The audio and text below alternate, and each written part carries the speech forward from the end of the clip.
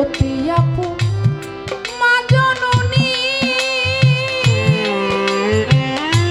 ওরে আমার সেও ফুরাইয়া গেছে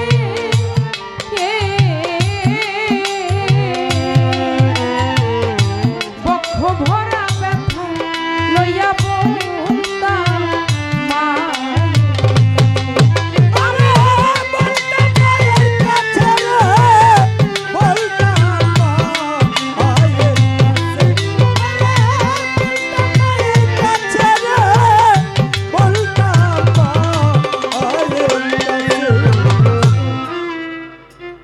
সাধক তার গানের মধ্যে বললেন, আমি ব্যথার বিচার যারে দিব আমারে সেও তো ব্যথা দিছে, আমি যেই ডালের ভরসা করি আমার সেও ডাল ভাঙা গেছে। এই পৃথিবীতে আপনি যখন কোনো কষ্ট পাবেন আপনার দুইটা জায়গা আছে, একটা হচ্ছে গর্ভধারিণী মা, আরেকটা হচ্ছে জন্মদাতা বাবা, আরেকজন হচ্ছে যার যার মুর্শিদ, যার যার দয়া। এই পৃথিবীতে আপনাকে যেই ভালোবাসো, যে আপনার কাছে আসো, সেখানে কোনো না কোনো স্বার্থ থাকে। আপনার মা বাবা, আপনার প্রিয় মুর্শিদ যার কাছে আপনার জীবন যৌবন অর্পণ করে দিয়েছেন, সেখানে সেই ভালোবাসার মধ্যে কখনো কোনো স্বার্থ থাকে না, কোনো ভাগ থাকে না, নিঃস্বার্থ ভালোবাসা সেখানে থাকে।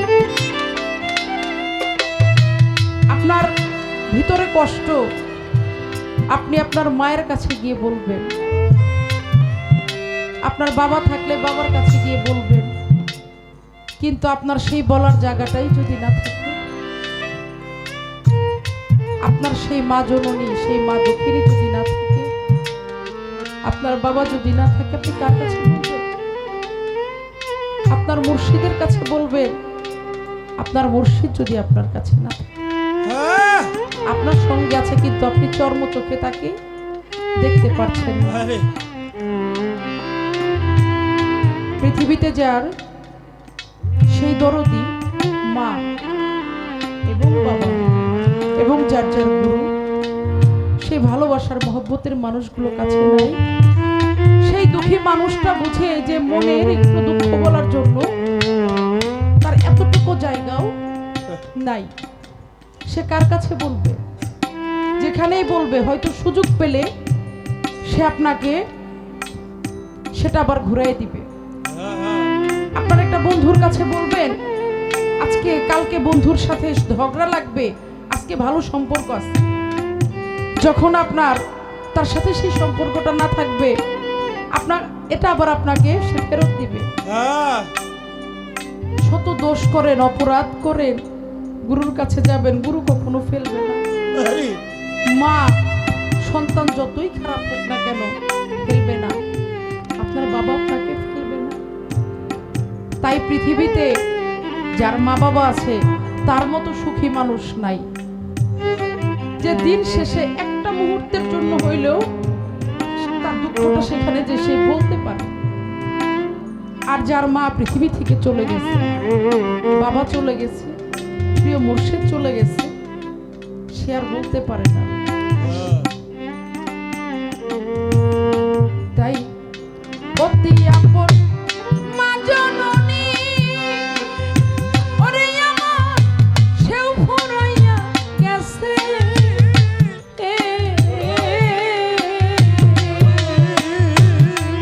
আমি বক্ষ ভরা ব্যথা লইয়া বলতাম মা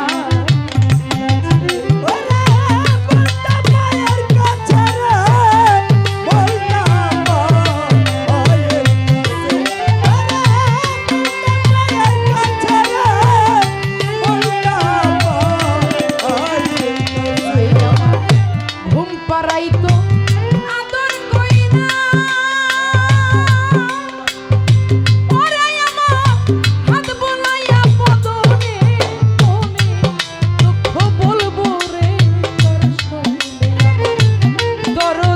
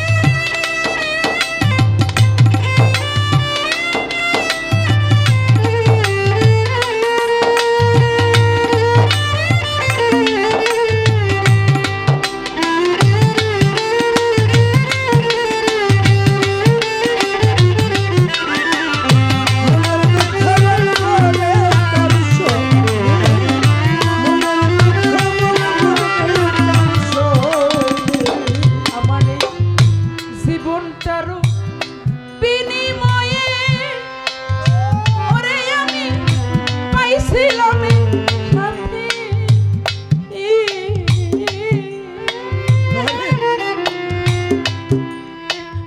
সেও তো আমায় কইরা গেছে দূর।